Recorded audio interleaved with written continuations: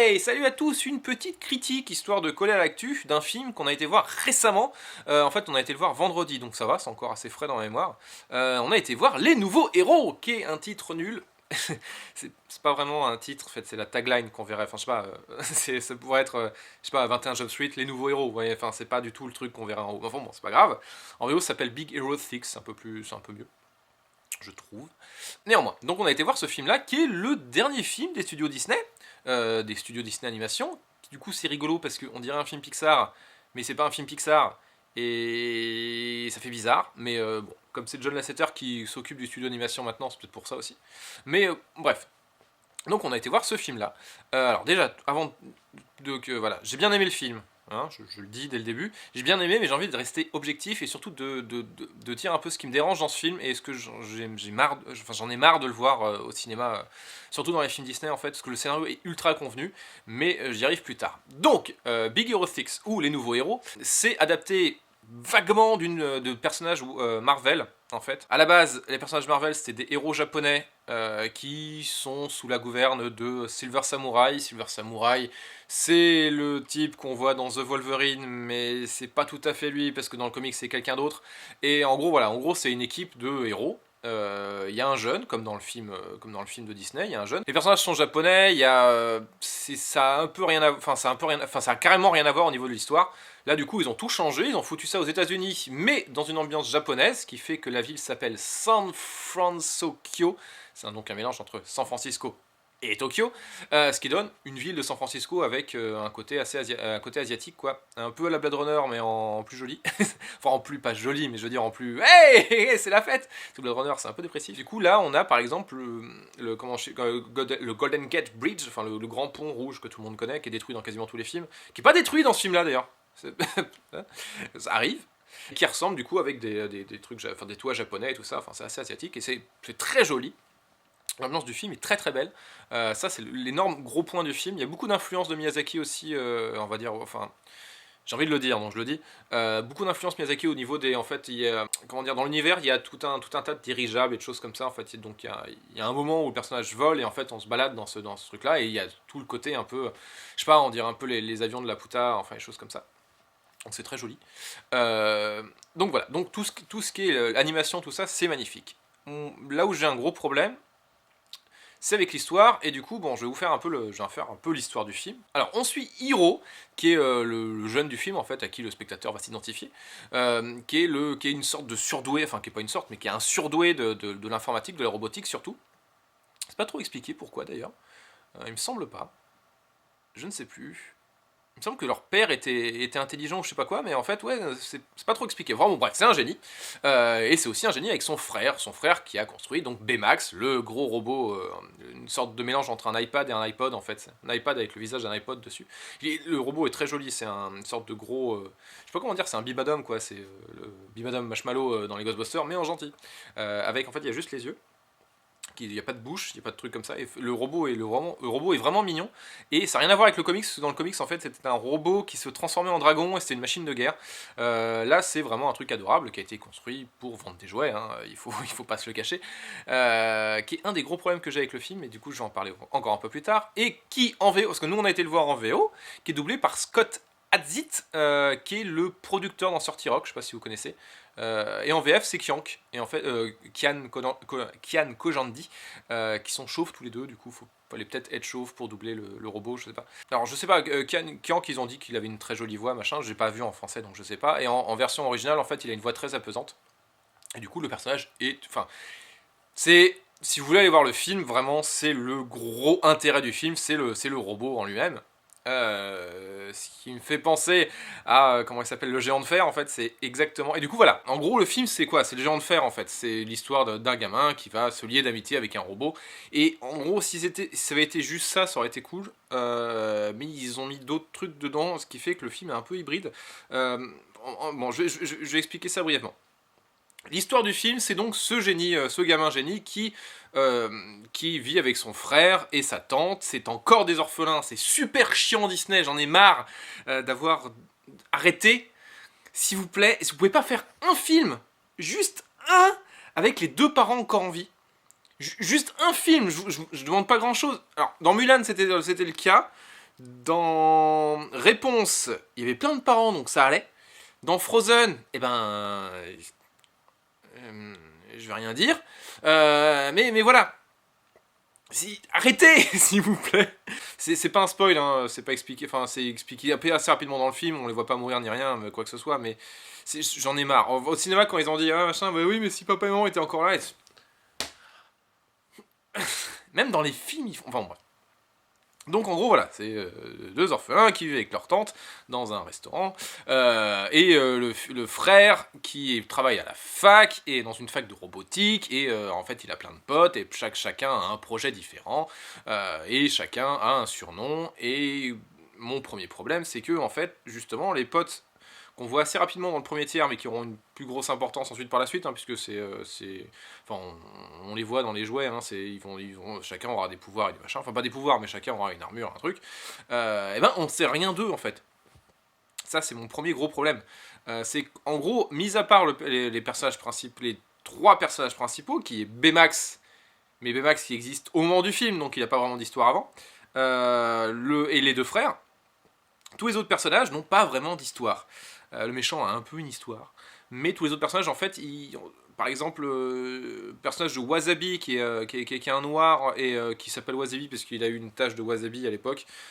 Du coup, c'est moins raciste, parce que dans Big Hero 6, le comics de base, c'était un japonais qui s'appelait Wasabi.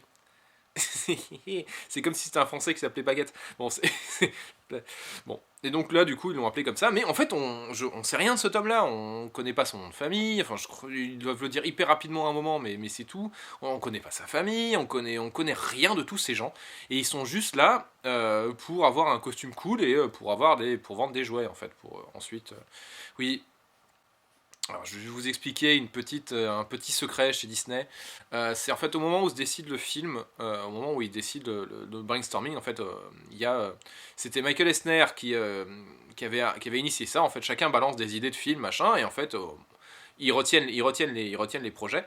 Et pendant tout le brainstorming du projet, machin, t'as les mecs du marketing qui sont là à côté, qui font ouais, alors ça c'est cool, mais ça serait bien de mettre, par exemple, je sais pas, on va dire pour Frozen, ça serait bien de mettre un élan ou un renne, ça serait bien de mettre un renne, et puis peut-être un petit bonhomme de neige histoire de vendre plus de jouets, machin. Et là, tu sens que le film c'est ça, tu sens que Big Hero 6, c'est les mecs, ils ont fait, dis non, il y a 6 personnages, on pourrait faire des pouvoirs à chacun, ça peut permettre de vendre des jouets.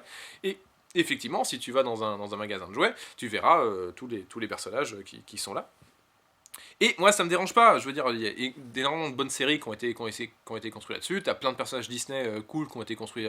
Genre La Belle et la Bête, la plupart de tous les personnages ont été créés aussi pour vendre des jouets derrière.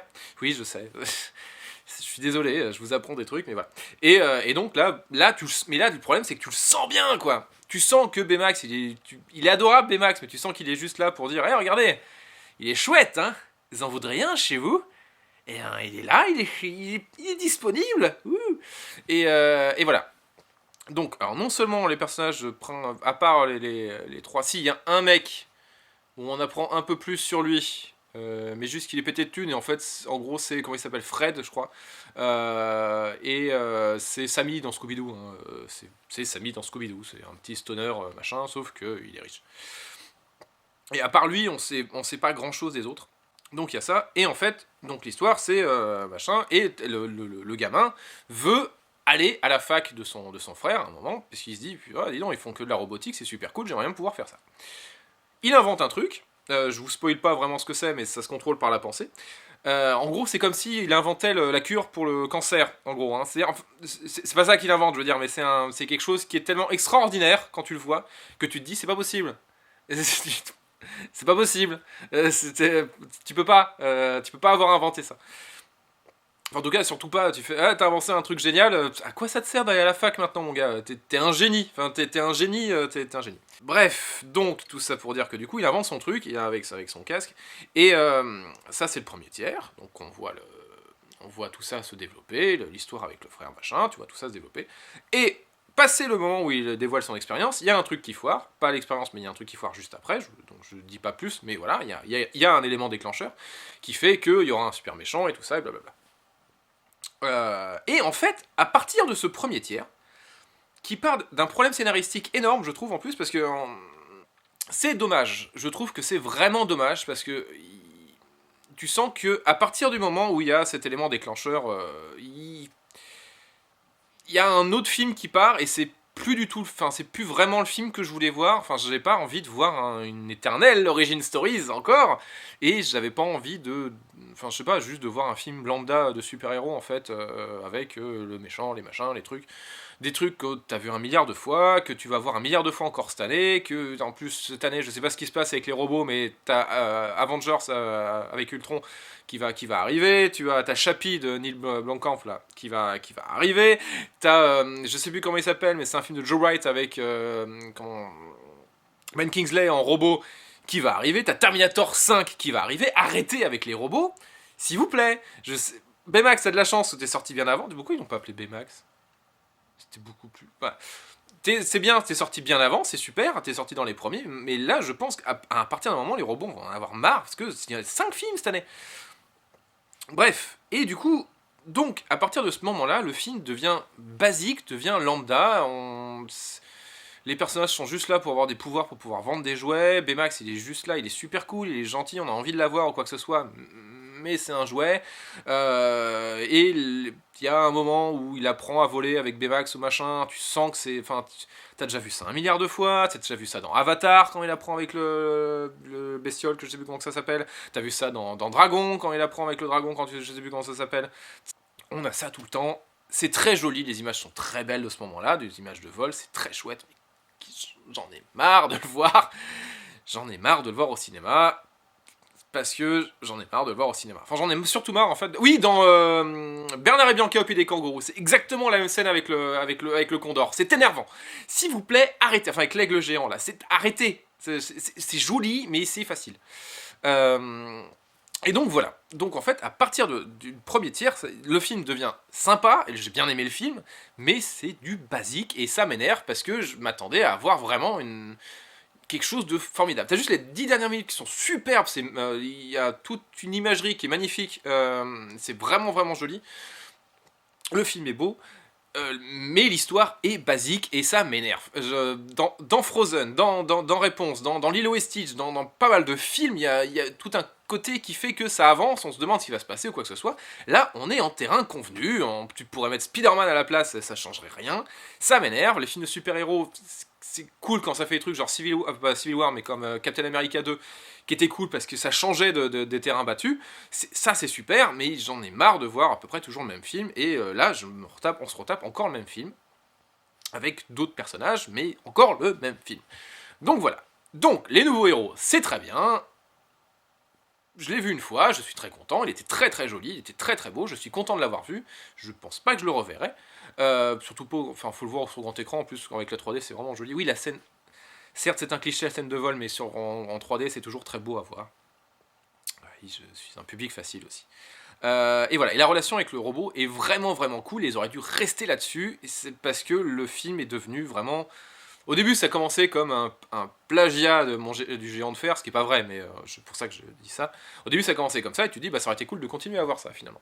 Mais ça part sur autre chose, et c'est nul. Enfin, c'est pas nul, mais c'est vu et revu, quoi. Ça va pas rester dans ma mémoire à cause de ça. Voilà. Donc, les nouveaux héros. Très bien. Beaucoup de défauts. Pas mal de trucs que je ne veux plus voir au cinéma, s'il vous plaît. Et puis voilà, et en fait oui, ils ont là il a remporté pour l'instant, il a cartonné le truc. Il est je suis content que ça cartonne. Il est troisième des plus grands films d'animation de tous les temps en recette là, juste derrière Le Roi Lion et Frozen qui avec son milliard 200 millions là qui est intouchable. C'est très bien pour nouveau héros. Il pense à faire une suite, enfin il y aura peut-être une suite, mais une suite je pense pas que ça serait nécessaire parce que là, vraiment, on va plus du tout être dans la relation du gamin qui découvre son robot, on va être vraiment dans la relation du gamin et ses potes qui décident de botter le cul à des méchants. Si j'en ai marre, arrêtez. Donc voilà. Donc, par contre, ce qui serait cool, c'est une série. Parce que ça se tiendrait sur des épisodes de 20 minutes.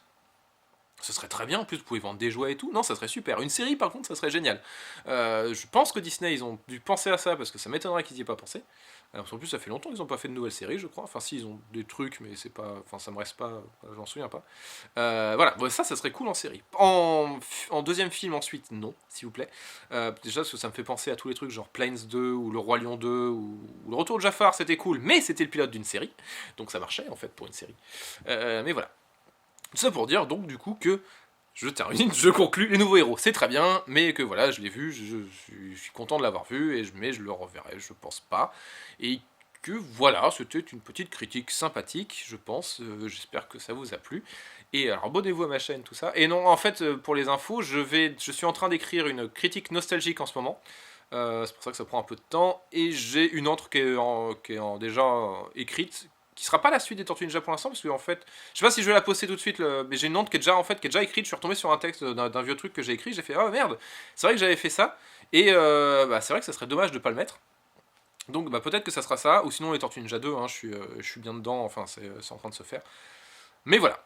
Et je vais faire aussi un vlog sur Jurassic World bientôt, parce que j'ai envie de donner mon avis là-dessus, parce qu'on m'a beaucoup posé la question. Et je suis un grand fan de Jurassic Park, j'ai lu tous les bouquins, je connais, j'ai tous les...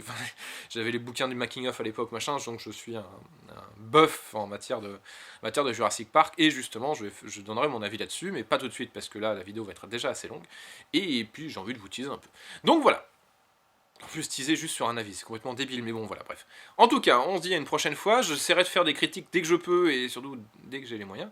Mais voilà, on se retrouve une prochaine fois, et puis bah, allez voir le nouveau héros, parce que c'est vraiment un film à voir au cinéma. Mais allez voir Dragon, surtout en fait, voilà. Je sais pas pourquoi je dis ça, mais allez voir Dragon, c'est mieux. Voilà, à une prochaine, ciao ciao.